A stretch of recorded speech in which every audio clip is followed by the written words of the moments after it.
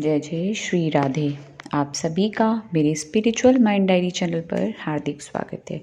आप सभी पर मेरी राधा रानी जी की कृपा हमेशा बनी रहे।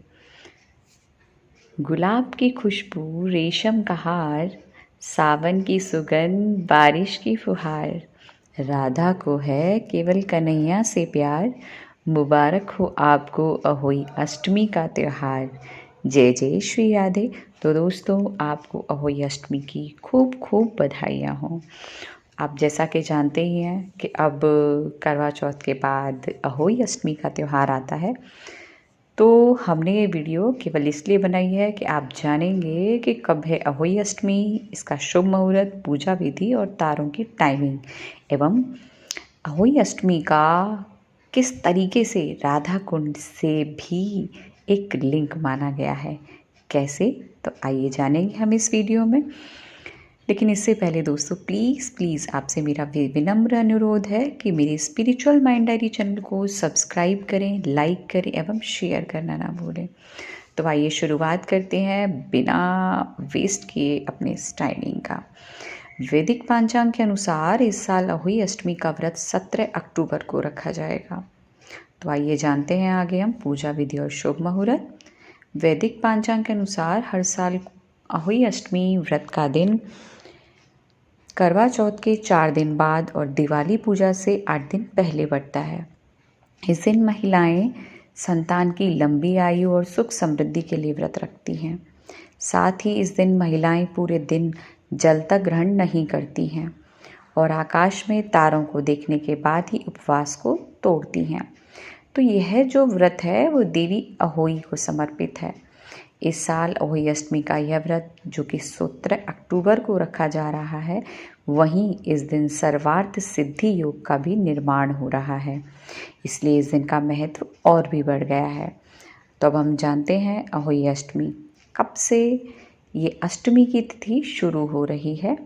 17 अक्टूबर 2022 को सुबह 9:28 से एवं अष्टमी तिथि का समापन होगा 18 अक्टूबर 2022 को सुबह 11:59 तक। तो दोस्तों, आगे हम जानेंगे कि अहोई अष्टमी की पूजा मुहूर्त और तारों को जल देने का टाइमिंग क्या रहेगा।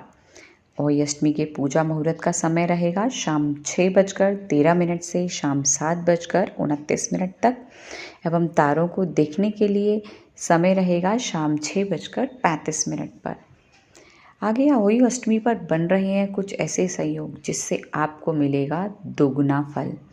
तो वैदिक पंचांग के अनुसार अहोई अष्टमी पर इस वर्ष अभिजीत मुहूर्त दोपहर 12 बजे से लेकर 12:47 तक रहेगा। वहीं सर्वार्थ सिद्धि योग 17 अक्टूबर से सुबह 5:11 से 18 अक्टूबर की सुबह 6:32 तक रहेगा।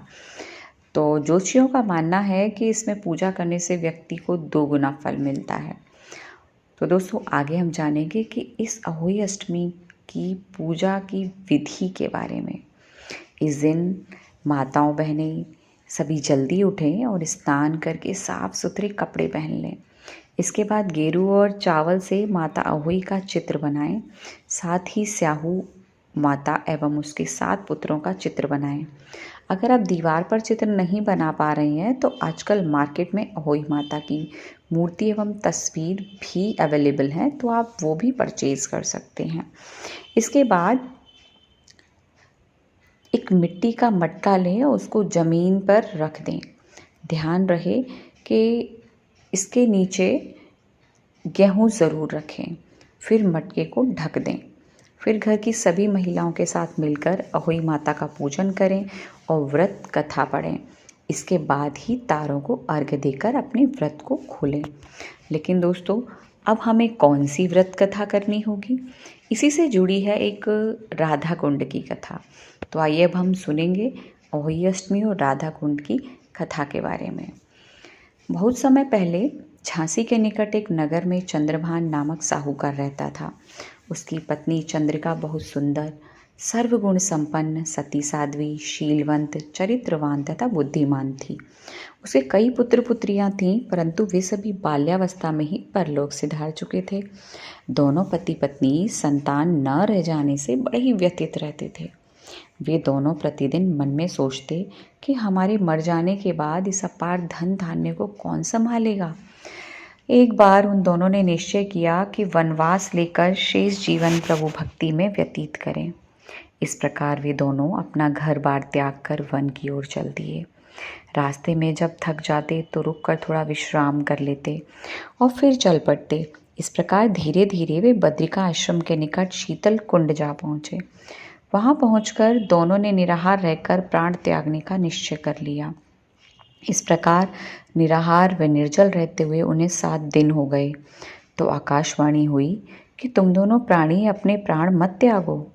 यह सब दुख तुम्हें तुम्हारे पूर्व पापों के कारण भोगना पड़ा है। यदि तुम्हारी पत्नी कार्तिक मास के कृष्ण पक्ष में आने वाली अहोई अष्टमी को अहोई माता का व्रत और पूजन करे तो अहोई देवी प्रसन्न होकर साक्षात दर्शन देंगी। तुम उनसे दीर्घायु पितरों का वरदान मांग लेना। व्रत के दिन तुम राधा कुंड में स्नान करना। चंद्रिका ने आकाशवाणी के बताए अनुसार विधि विधान से अहोई अष्टमी को अहोई माता का व्रत और पूजा अर्चना की और तत्पश्चात राधा कुंड में स्नान किया। जब वे स्नान इत्यादि के बाद घर पहुँचे तो उस दंपत्ति को अहोई माता ने साक्षात दर्शन देकर वर मांगने को कहा। साहूकार दंपत्ति ने हाथ जोड़कर कहा कि हमारे बच्चे कम आयु में ही परलोक सिधार जाते हैं। आप हमें बच्चों को दीर्घायु का वरदान प्रदान करें। तथास्तु कहकर अहोई माता अंतर्ध्यान हो गई। कुछ समय के बाद साहूकार दंपत्ति को दीर्घायु पुत्रों की प्राप्ति हुई और वे सुखपूर्वक अपना गृहस्थ जीवन व्यतीत करने लगे। तो दोस्तों, ये थी अहोई अष्टमी की व्रत कथा। तो दोस्तों, आप इस अहोई अष्टमी के व्रत को अपनी संतान की लंबी आयु के लिए अवश्य करें। तो इसी के साथ अहोई माता आप सभी की मनोकामनाओं को अवश्य पूर्ण करे और जीवन में सुख समृद्धि की बरसात करे। इसी के साथ मैं अपनी वाणी को विराम देती हूँ। जय जय श्री राधे, जय जय श्री कृष्णा, जय जय श्री कृष्णा।